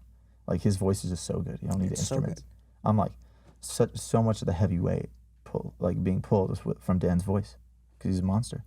And I sit there and, I'm going through just samples and stuff. And, a lot of times, like, I'll listen to samples, but the first 2 chords of a sample will be like, oh, I like those. Oh, but those last 2 ones, they aren't right. Or, oh, that middle chord's wrong. Then I'll just like redo it. You know what I mean? There's like, you can like plug samples into like MIDI analyzers, Back in the day, it wasn't that good. So I kind of had to learn. This was during the moment, like with my piano, like we talked about, like I wasn't really too savvy with chords, right? Like I am now. And so I was like, really like drawing them out, drawing these chords out. I was changing a lot of the chords in this original sample. I forget what it was. Anyways, came up with this chord progression I really liked. The first sound I ever made was that weird, like slow attack, all the way wet reverb piano in the beginning of Happier.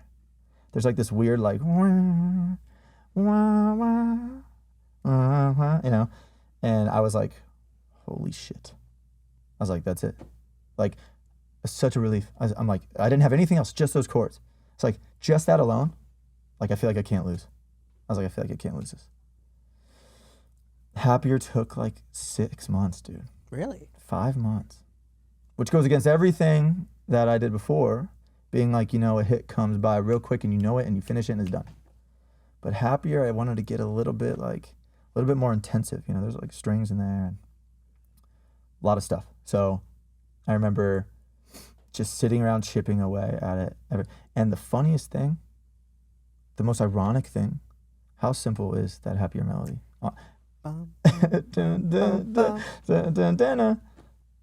It's like right up there with silence. It's like, what is this melody? That took me so long to realize, oh, it's that simple. It's like a riddle, dude. It's like solving a riddle. You're like, oh, duh. This whole time I was like, you know what I mean? Yeah. With like riddles, it's like Tuesday doesn't mean Tuesday the day. It was actually this. And you're like, of course. It's actually the day. Yeah, you know what I mean? Like stuff like that. That's how it felt for Happier with that melody. Everything else, I knew the drums, you know what I mean? God, I wish the laptop at Dawn is getting fixed right now, but there's like so many iterations. There's like Happier V1 through fucking 25, you know what I mean? And I finally got it. And what's so funny about the bridge? Those guitars are like just simple, like, I don't know if it's Vengeance or what it was. I put that in just to send to my team as a placeholder. Like, I'm gonna figure out what to do on the bridge. But I didn't tell them that. I was just like, yo, here's what I have. They're cool, done, song's done, that's it. And I was like, the bridge is cool too? They're like, yeah, it's awesome.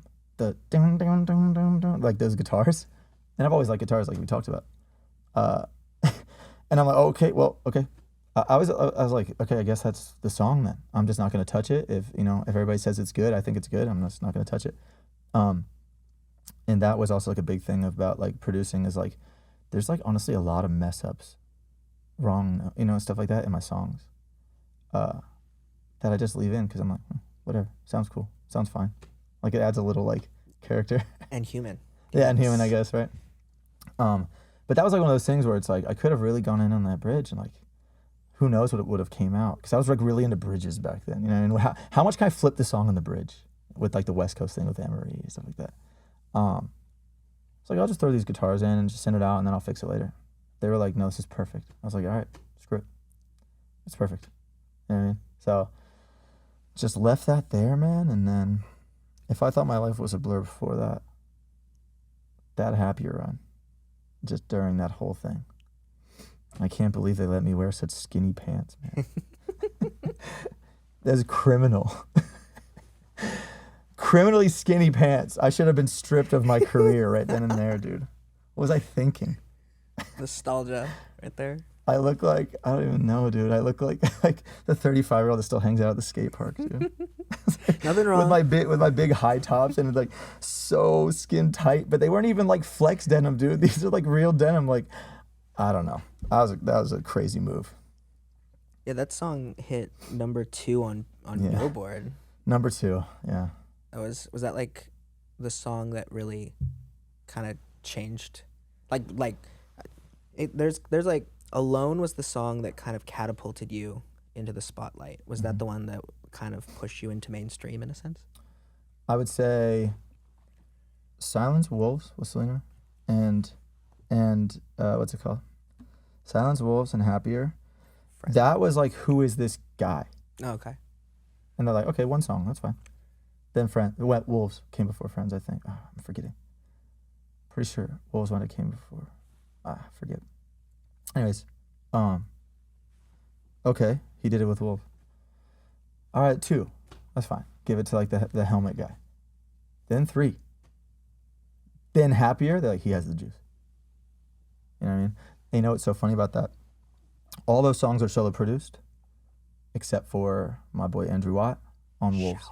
Shout out Mr. Andrew Watt, dude.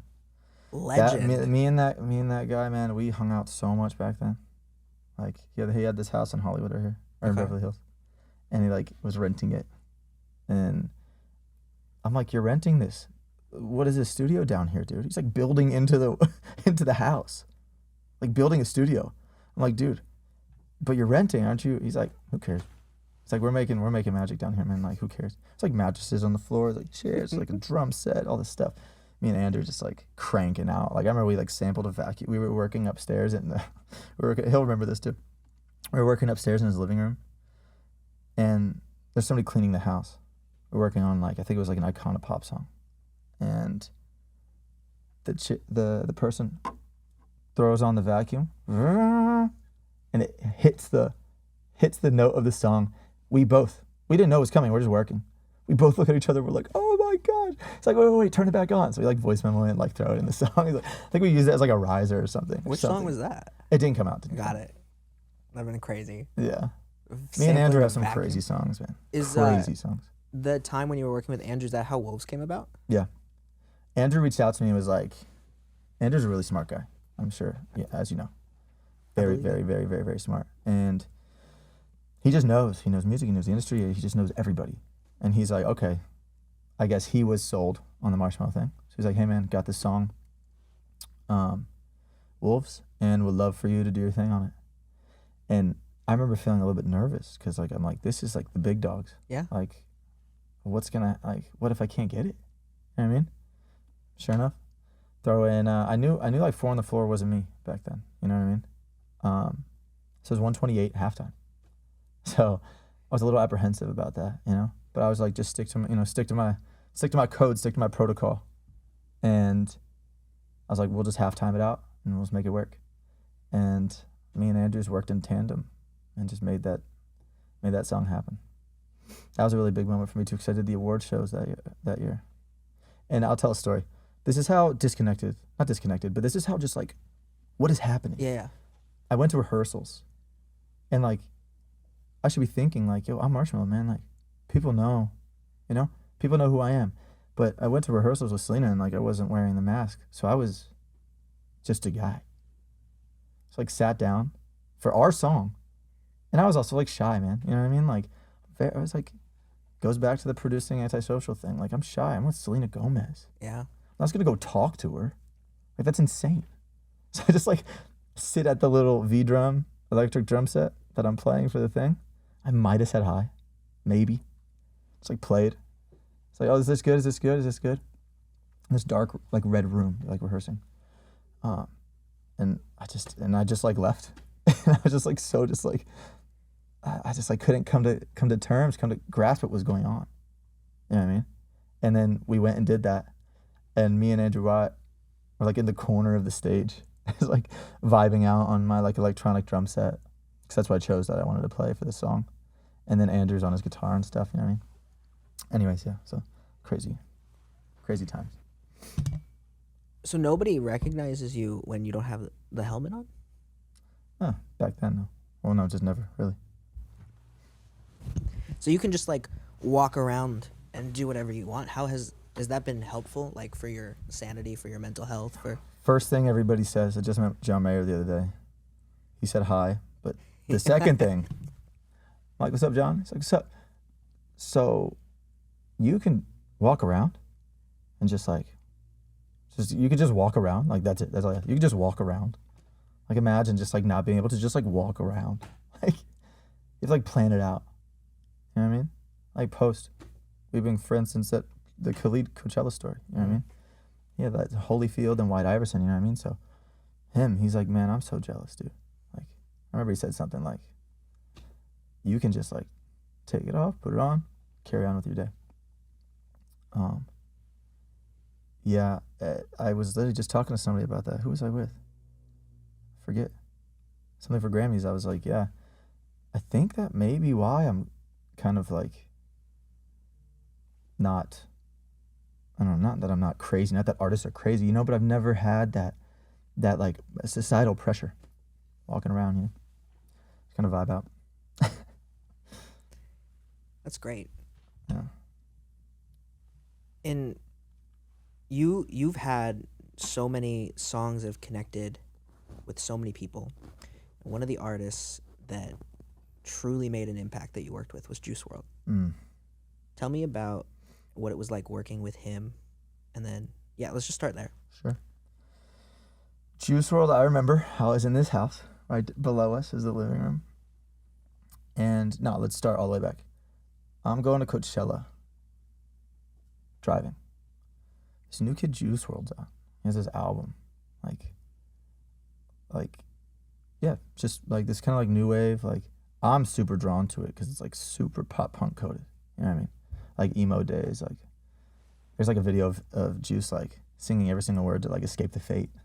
Well, yeah, I mean, like he was really like that, and like I was like, yo, this is amazing. Like, for me as an artist, where I was like the melodies and stuff, you know what I mean? It was like that. Like, I'm like, man, this is insane. I just couldn't stop listening to it. Non-stop, man. Non-stop. All the way to Coachella, all the way back. All partying the whole time to Juice WRLD. Who is this? Oh, this is Juice WRLD, Juice WRLD. I get a text downstairs. And, you know, Juice lived in a different world. You know what I mean? Like, times that he was awake, stuff like that, right? So I'm sitting downstairs. It's like 1 a.m. I'm about to go to bed. They're like, yo, Juice WRLD wants to go in the studio tonight. I'm like, what? It's 1. They're like, Mo's like, my manager, sucks. Like, and I'm like, you're right. It goes back to like, oh, I'm just going to push myself. You know what I mean? Like, normally people be like, no, I'm not going. You know what I mean? It's too late. But I'm like, these are these moments, Marshmello, when you go. You do this. I think there's like a party or something too. I was like, but there's like, I wanted to go do it. And I was like, no, we're going to go here. So I sit there with Juice, and I'll just tell you the story about when we first worked. And go into this living room, just like this like shirtless dude. He's like, what's up, man? I'm like, what's up, dude? Meet all his friends. I was friends with his engineer, Max Lord. Max Lord was there. And so I felt really, really comfortable, you know, because at the time I was pretty shy still, you know. So I go into this room with like all these people who I don't know, you know. I'm like a little. I'm not just gonna go say hi to like I do say hi, but you know it's a little. So, but I know Max Lord, so I like flock to Max Lord. Hey, Max Lord, I got all these beats, stuff like that. Load up the beats. One thing with like me and Juice, like we were cut from the same cloth as far as like musical interests, right? From the pop punk wave, and like we both knew that. So any beat I would drop to him, he would rap on, because it was like infused, you know what I mean? Mm-hmm. Like the melodies I was writing, it's like very infused. I think we cut 3-4 songs that day. Oh, wow. First song, Soda Pop, I just played it on Kai Cenat's stream. Got Roddy Ricch on it. That's fire. I really want that song to come out. They said it would. We'll see. He's just sitting there. So strange though. He's sitting on a bar stool. It's not like a comfy thing. It's like sitting on a bar stool with a mic. Just like hovering like the ground, just like chilling with the shirt off, watching TV. And he's like, all right, load it up. I swear, he's just rapping and watching TV, and it's like the best shit you've ever heard in your life. And then we were watching Scream. If you pull up the song, he's like, red bottoms bleed like a murder scene, like the murder scene, like the movie Scream. And he turned to me before he dropped the line. He's like, yo, watch this. Like a murder scene, like the movie Scream, like the movie Scream. And I was like, this kid's a Martian. It's like he's an alien. Like, but he's not writing anything down, dude. He's like, think about anything you could do subconsciously. That's what he was doing, like, is like with rapping. It's insane. Like he's just like sitting like with the mic here, just like watching the movie and like, all right, let's go, da da da da, and then, all right, let's go, like watching, going down, watching, going down. You know what I mean? And I remember we were chilling. He's like, I'm gonna go ride my dirt bike. It's like, all right. Go outside. Homeboy's just like doing wheelies, just like back and forth, back and forth. He's like, then he sits down on his stoop. And, you know, this is late. I'm not used to, you know what I mean? I'm like, this is so crazy. It's like really my first touch with like hip hop at the time. And I did some stuff with like Migos stuff before, but this was like, I was really there with this dude. You know what I mean? He's like, all right, let's go upstairs. And yeah, we just proceeded to cut. I might have rolled up with 6 beats and we did 3 or 4. That was just the first time. That's crazy. Yeah. And you're just watching a movie and like recording music. And he'd like rap about them, like he rapped about Scream. It's like, I'm like, what?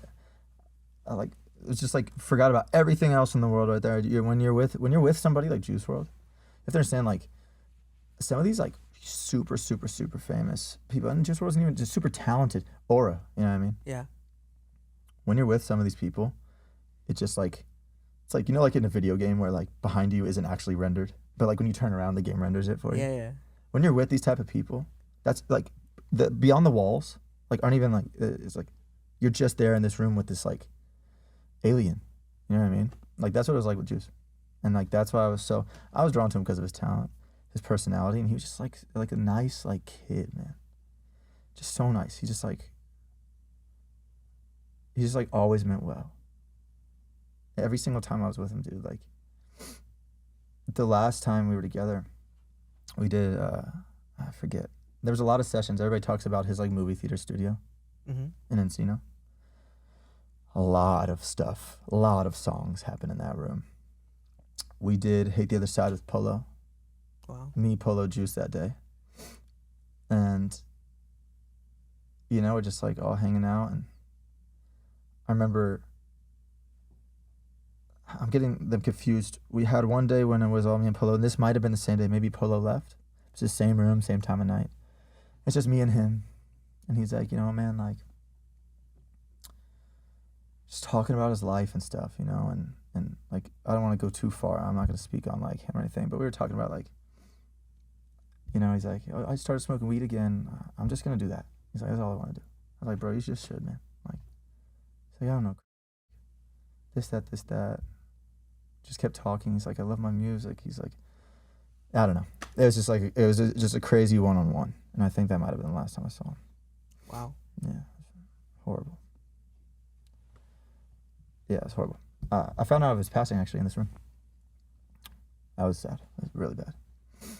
Same with, yeah, it's crazy. But the music we made. All right, let's go on a happier note. I would drop him beats because it was so late. I'm like, jeez, I'm going to fall asleep here, man. Here, I remember he did We Don't Get Along, which is like a pretty sought after, it was like a sought after demo online from his fans. There's like Mello Made It Right, like playlists on Twitter, you know what I mean? It was like weird to get in contact with Juice, because him and Maxwell shared a number. So I would text 2 people on one number. So I go on live, I'm like, oh, Juice is on live. And he's like, did the whole song to that beat and like didn't even tell me. Like this viral like live clip of him singing the song "We Don't Get Along," like this thing I recorded on a guitar over there. Just like, I don't know. He's just like, any beat, just kill it nonstop.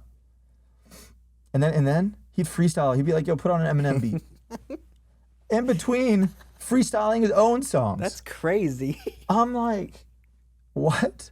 I come in and he's like bodying this Eminem beat, dude. And then he's like, all right, load up the song. Full song. He's like, turn the Eminem beat and he's back like, on. yo, put on the DMX beat. Like, I'm like, man, I don't know. I'm like, dude, one of those guys you're just like, yo, I have no idea what you have going on, dude, but just keep doing it. Like, I don't know how you're like this.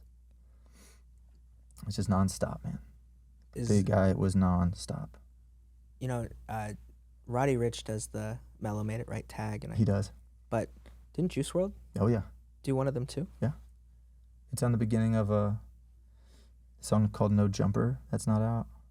I had him do a bunch of tags that night. You probably have like an album full of songs with Juice, probably. Okay, so I'll tell the story. I do.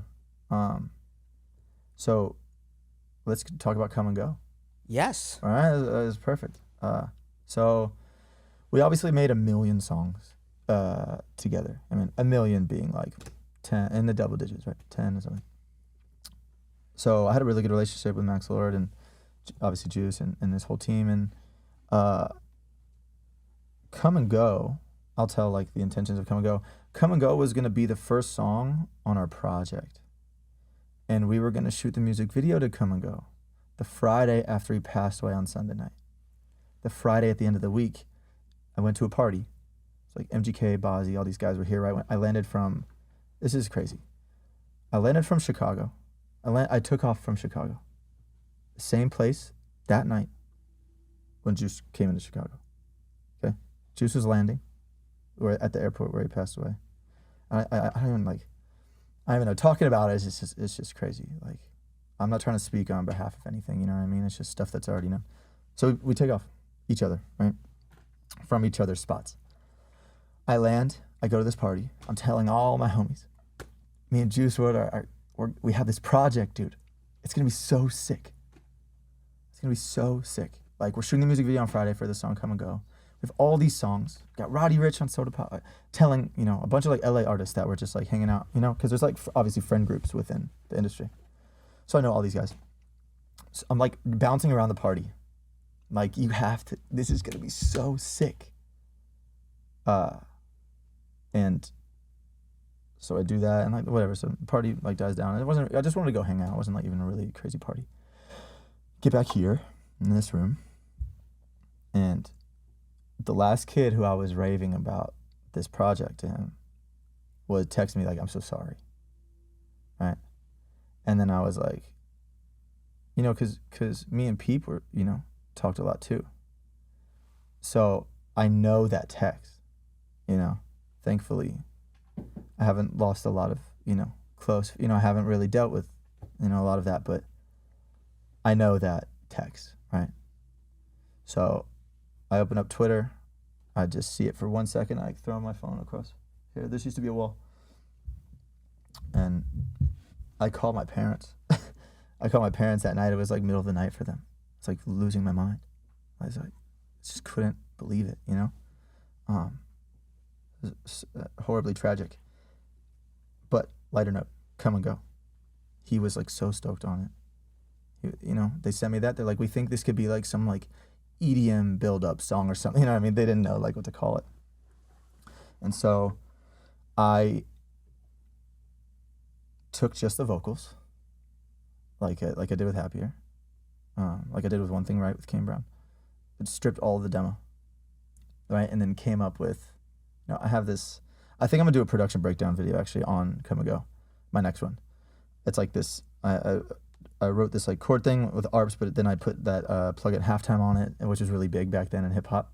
I started this whole thing, I was like, this is sick. Then I just, you know, played that guitar and just did the whole thing and like did the little Marshmello melody, you know what I mean? Over some trap drums with like rock hi-hats, like this weird mix of like rock and all this stuff, because I knew Juice was down with that, you know? And so we got it to a place where he's like, this is so sick, you know? And then, yeah, you know, we were going to put it, or shoot the music video on that Friday. Wow. Yeah. Crazy. But I'm just so glad that he got to, you know, because you see a lot of like the posthumous work, you know, like I was just thankful that he knew that song before he passed, you know what I mean? Like that, it had his blessing, not his team's blessing, you know what I mean? It had his blessing, and it just came out just like it left it, you know what I mean? Like straight up. Like even the stuff we put out since with Juice, didn't touch it. No matter how bad the kick is, no matter how bad the snare is, no matter if the low end is still on the hi-hat that's like clipping it into the sub, you know what I mean? Just leave it. But Come and Go, yeah, that went number 2 on Billboard. And that was true, you know what I mean? That was true to us because he knew that song while he was still alive. So it's like really, really, really thankful and proud. That I think that might be my favorite song I've ever made. I love that. It's perfect personification or like representation of his sound and my sound. Like, you know what I mean? Like the hip hop verses, you know, stuff like that, and then it goes into the guitar, which we both liked, you know. Just crazy. I really love that all the songs that you worked on, you're not touching anymore because it was like this last song, like the last version that he heard is the version that everyone hears. I really love that. Yeah, I don't, yeah, I just have them. Yeah, I just still have them all. It's like, I even think we like mastered, like I didn't even have the project file for some of these songs that I've previously released with him. After he passed, like I just gave him the wave. I'm like, this is the true version. Like, figure it out, master it, do whatever you have to do, EQ it, whatever. You know what I mean? Yeah. It's like they try their best, and then I'm like, nah, just use the original. So don't even need to master it. Yeah. Yeah. So, Come and Go, that song connected with so many people, and what we actually have here is, from what I understand, this is you have the original guitar of the song and other songs too. Yeah. Right here, right there. If you want to bring it out here. Yeah, this is the one I use for everything. This and Guitar Rig. Andrew Rott showed me Guitar Rig. Is a VST. Yeah. Shout out. Yeah. When did you get that guitar? This I don't remember. It wasn't like from a childhood. It was like when I moved out here. It's like a celebration to be. Yeah, it was like everybody had Strats. You know what I mean? I'm like, I don't want to be like everybody. I'm like, you know, obviously Telecasters are popular, but it's like all my homies had Strats growing up and everything. But I was like, I'm gonna get a Telecaster. I just liked like the vibe of this, man. You know what I mean? Like the cream, like with the white. But yeah, it's tuned to, I think it's very out of tune. It might be tuned down. But anyways. But yeah, this was Come and Go. This was One Thing Right. You know what I mean? I can't remember. Andrew Watt did the guitar on Wolves, so that wasn't in there. A lot of stuff, like on Here With Me. You know what I mean? This is layered into the like bass stabs. The dun dun dun. You know what I mean? Dun, dun, dun, dun, dun. A lot of people will see you be a DJ, but they probably don't know like how many instruments that you play as well. Yeah, I was talking to somebody the other day. They're like, "Wait, you?" Well, first they were like, "Wait, you like mix the songs?" Like, I didn't know you mix the songs. Yeah, like no. Like you like DJs like gotcha, you don't just like press. So they were there. And I was like, oh well, you guess what? It's like I play piano, and they're like, what? And I was like, guess what? I play guitar. They're like, what? And drums. But yeah, I mean, you know, but yeah, like let's call like, so Come and Go solo produce. Here in this room over here, Happier solo produce. Friends solo produce. Silence solo produce. Just like guitars and random stuff. How do you know when a song is done, or you don't? What I do is I always sleep on it, and however many times I have to like wake up and like from that sleep, because like you forget about stuff that you did, and bad shit will jump out at you when you listen back. All right, so I'll make a song, sleep, try to do some other shit, forget about it, forget about the things I added, forget about the melody. I really don't want to remember the melody. Go back, like, oh, that's wrong. The day I wake up, there's nothing to change, then I'll send it over. Send it to my manager. I want to put this. If you've ever resonated with the stories, videos, mission of Behind the Wall and want to help support us further, then this message is for you. If you've ever wanted to rep Behind the Wall, well, this is the first time it's ever going to happen, because we are launching merch to the public. I started this series to shine a light on the people and stories behind music, movies, and media, but it was also to build the platform I wish I had when I first started being a creative. And my hope with Behind the Wall is to inspire the next generation. And now, for the first time ever, we are launching Behind the Wall merch to the the public. But I've been wearing this merch for years. I wear this hoodie. This is my behind the wall interview hoodie. This has been the hoodie that's been across from so many stories, from so many incredible artists, songwriters, producers. This is the day one hat. This is the first behind the wall merch item that has ever been made. 4 years ago, I started wearing this hat. It's been my thinking cap. And this is the mug that I've been drinking coffee out of, as well as hot chocolate at night when working on all things Marshmello, including this video. Where are we going? Behind the wall. And this jacket is my favorite piece of clothing I've ever owned. I've worn it for some of the most important days of my entire life, including this Marshmello interview. I wore it to the Grammys, and I also wore it when one of the biggest dreams of my entire life came true. And that video is officially coming soon. But first, I wasn't looking to put out just merch. I wanted to create something that means something. Something that says you create things that matter to you. You care about the process. You care about building something real. Whether you make music, art, podcasts, or videos and have ever wanted to support what we do here at Behind the Wall, this is the perfect way to do it. So please check out Behind the Wall's first ever live merch for you all in the description below. And I can't wait to continue to go behind the wall with you all. And now let's get back to going behind the wall with Marshmello. We've talked about a lot of the songs that were hits for you, songs that I connected with. Yeah. What is one of the songs that you really connect with that you made that you don't really get to talk about it? I feel like the story that I've been like foaming at the mouth to say was like the Come and Go story. Because like I started recording my sessions, but I wish you could have seen. You mean like video recording sessions? Yeah. Just in case it's like that's great. You catch something, you know? Yeah. What I mean? If you go on my TikTok, like Harley Quinn, I just made for Fuerza Regida. I had to explain to them. I sat down all the Fuerza Regida, dude. There's like 15 of them sitting on the couch, right? And, you know, one dude plays a stand-up, one guy plays the guitar like this, and there's the other, then there's the 12-string, and there's, you know, J.O.P., the singer, and all that stuff. When I was explaining to them, like, playing in 4/4 instead of 3/4, because all of Corrido is 3/4, right? 1, dun, dun, dun, dun, dun, 1, 2, 3, right? So I was like, guys, we're going to do a 4/4 song. Even just then, they're looking at me like, J.O.P. told me after, he's like, dude, I was looking at you like, wow, this is not going to work. What is this kid talking about? You know what I mean? And I have that all on video. So I started recording, like explaining to them, no guys, so we play, like it gets an extra beat and then we got it down and I'm like, yes. And then I'm like, okay, it's like the trombone guy and you're going to play like a little melody right here. It's going to break out into drums.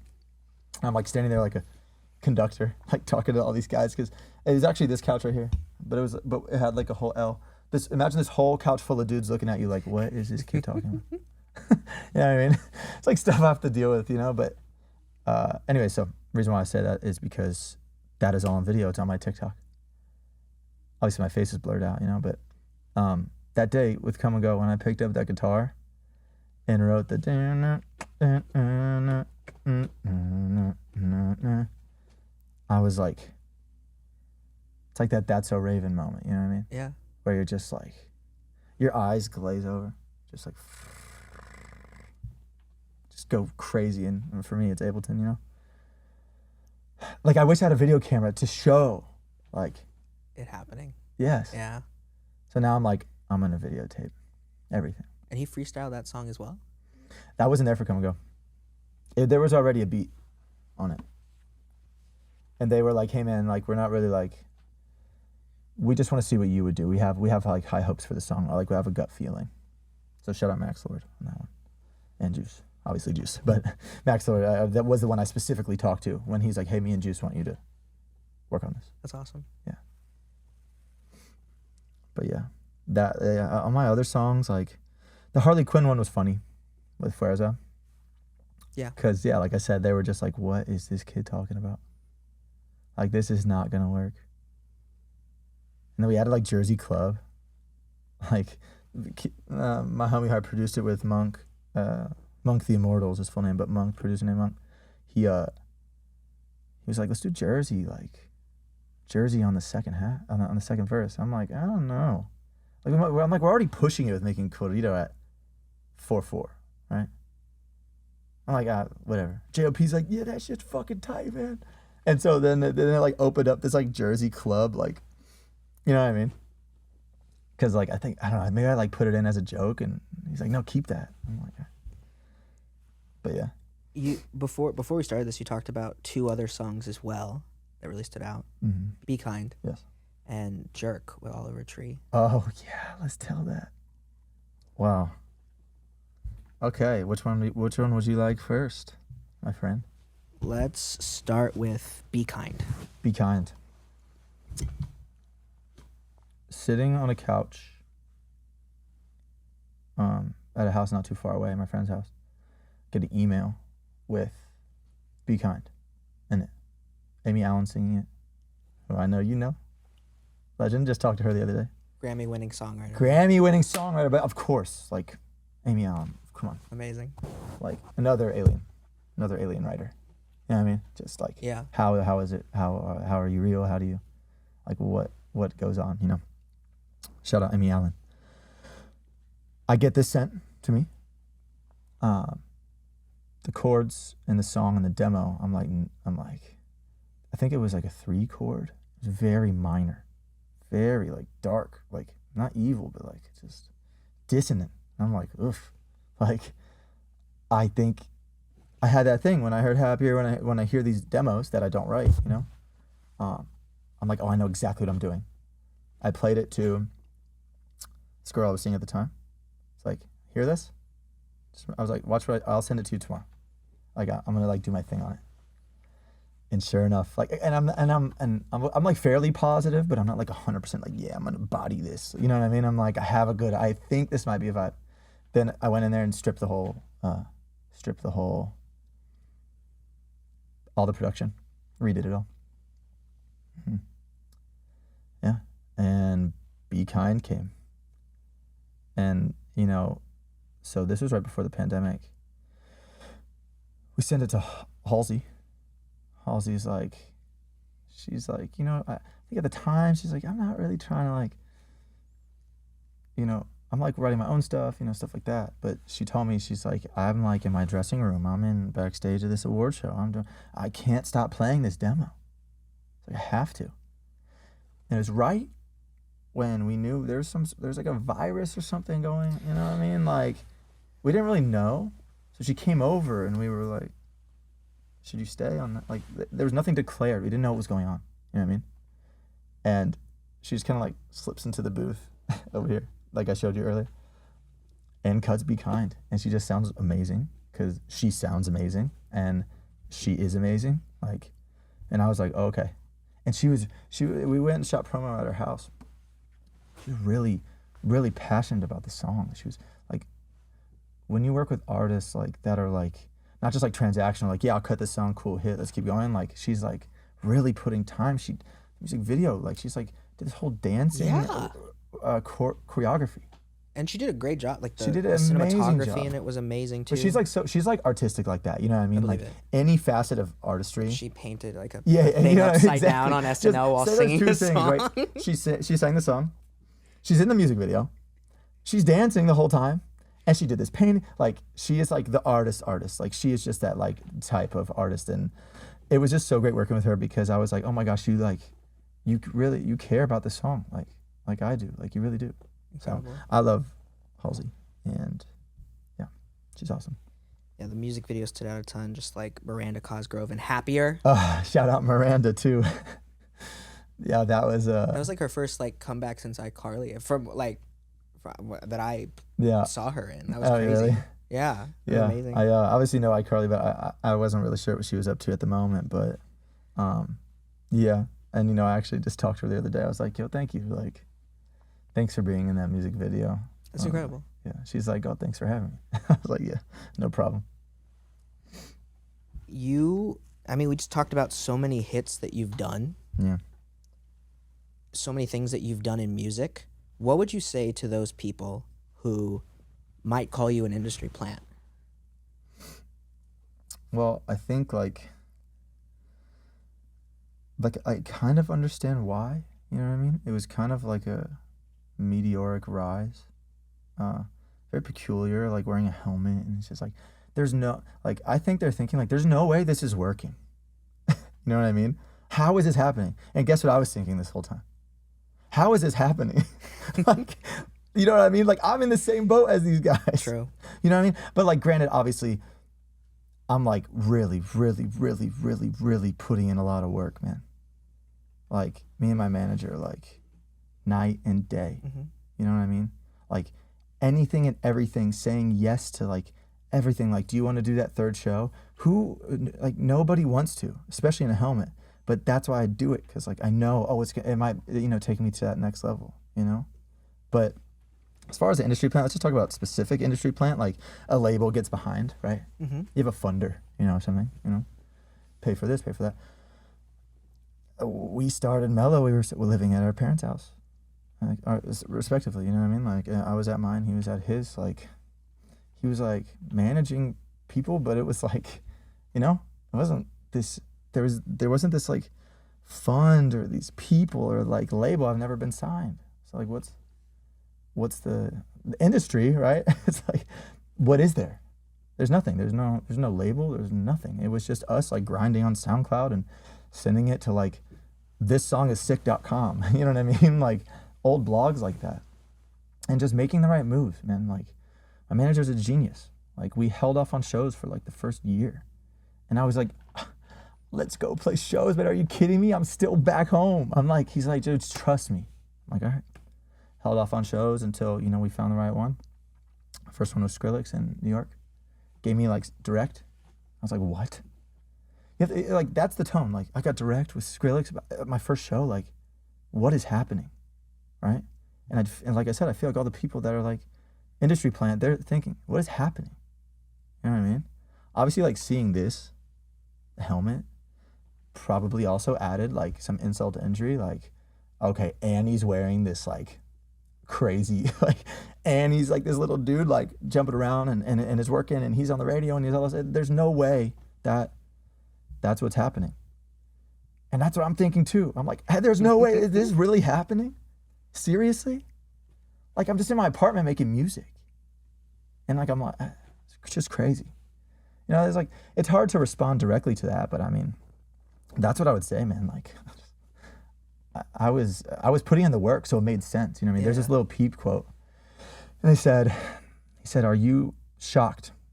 Something like, "Are you shocked at where you are right now?" And while I was very confused, like, just like, oh my God, thankful, but just, it was just such a blur, like, so crazy. The quote from Peep is like, somebody asked him, like, are you surprised at where you are? He's like, no. Like, no. He's like, I worked so hard to get here. Like, I'm here because of it. Like, it makes sense. You know what I mean? So at the same time, it was like, especially reflecting now, it's not shocking. You know what I mean? The work that I put in, the work that my manager put in, he built a whole thing, you know, man? Like, it's very strange on the outside looking in at the very, like, first layer of this dude wearing this, having this crazy run. But looking back on it now, it's like, no, I mean, it makes sense if you were, you know, if we all had body cams attached to us that whole time and you could see what we were doing. That's one thing that also sucks. Like, so I'm wearing a helmet, right? I'm not wearing that all the time, especially during like the hard decisions, or maybe we get in fights or whatever, like making decisions and doing all the stuff behind the scenes. Nobody will maybe ever get to see that, you know? I brought a videographer kind of later, but those first few years, that's like if these walls could talk, you know what I mean? If like the earth could talk, like that's the only people that saw that and the people that were with me. So looking back on it now, like, we put a lot of work in, man. And so that's what happened. Yeah. I connect so much with your story as someone who, like, 6 years ago was working in a call center, tried to do everything they could to, like, made silly little videos and is, like, on his iPhone recording his 2015 MacBook Pro, put out 3 to 5 videos a day for 3 years. That's crazy. And, like, now having the opportunities that I have now, like, to be able to talk to people like you, to be able to talk to people like Benny Blanco, legend, and Ryan Tedder, legend, and Amy Allen, legend, and of course Marshmello. Like, it is insane to have like such an incredible opportunity, and to be able to to do it just because of like the work that was put into it. And I completely like understand and connect with your story because of it. One of the main reasons I started this series was to shine a light on the people and stories behind music, movies, and media, but it was also to inspire every underdog to go for it. 100%, man. And it's so incredible to hear your story today because you really get to see it come to fruition. What is a piece of advice you have for anyone out there who wants to get into this for a career, that wants to do something, that has a dream, that may see themselves as an underdog but want to go for it? Totally. All right. There's a thought I always have, a memory. And I kind of, I went on that Kai Cenat stream and he's like, inspirational speech, go. And I'm like, so I kind of touched on this, right? I remember, also big advocate of mental health. So I've been in therapy for a long time. Okay. I remember telling my therapist, like, when I vision myself, this is way back, when I was coming up, when I really wanted it. When I envision myself, and I look at the stage, like, I don't see, that's not me. Like, I can't be that guy. Like, see, the thought of me being on stage with like even a remotely big crowd, I was like, that can't be me. I was like, I can't see it. There's no way. Like, it's just not gonna. It was this weird mix of like, there's no way that this is gonna happen, and also at the same time, like, I don't want to do anything else with my life. So I'm like, I already expected nothing to happen. No fame, nothing, dude. Like, I remember telling her, like, I need to get over this, like, this mental hump. Like, I when I see myself, maybe I even like stage dive off, you know what I mean? Like, off the stage, because like it's such a cool show. I'm like, that will never be me, like, ever. And there's like such a duality, like, in your brain, right? There's always like the anxious part and then the logic part, right? So the anxious part's like, that's not going to be you. There's no way, right? No matter what. It's not, for me, it was the music. For anybody, even in my everyday life, you know what I mean? Like, what if it was this interview? Like, oh, you're going to mess up, man. It's not going to be a good interview. But then you have that other side, that like glimmer, that's like self-confidence, logic, you know what I mean? I remember thinking, well, okay, that side of the brain, you can just keep thinking that, like, anxious side of the brain, but I'm just gonna keep doing what I know I think I'm getting good at it. You know what I mean? I'm pretty sure I'm getting good at it. And I have nothing else that I want to do. So it's almost like you're seeing your like anxious brain as like a hater. You know what I mean? You're like, you know what I'm talking about? Like, yeah. So I'm like, all right, like, you keep thinking that, because I know you're just there to like mess with me. You know what I mean? And just keep doing you, man. And like, okay, maybe you don't make it to stage, but maybe something else happens. Like, maybe this leads you somewhere, but it's all about just following your gut, like, truly, like, just do, like I knew in my gut right then and there, even I was having these thoughts, I still do, dude, still to this day, about my performances or stuff like that, like, still. And I just know it's just like yap, it's just yapping, you know what I mean? Like, if you just follow, like, I know it sounds so cliche, but like, if you follow what's like inside, what you feel with your chest, you know what I mean? Well, you'd be willing to like puff your chest out and put on the line, like, follow what you're feeling, like, something will happen. It's about like talent and opportunity, you know what I mean? Like, put yourself in those situations, follow it, it's gonna lead you somewhere, you know what I mean? 100% it will. And just keep following it, honestly. And that's just kind of what I did, and I'm still in disbelief that, you know what I mean, how it is. So I love it. I love it. And to end off, I think it would be really great to bring out, because I believe you have the original helmet. Is that right? I sure do. Give me that thing. Dun, dun, dun, dun. Here, you can hold it first if you want to show the camera.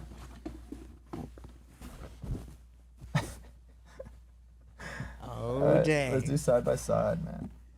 What do we think? Look at that. What do we think? This is the one that's 14 pounds? No. This was, I didn't even wear this to a show.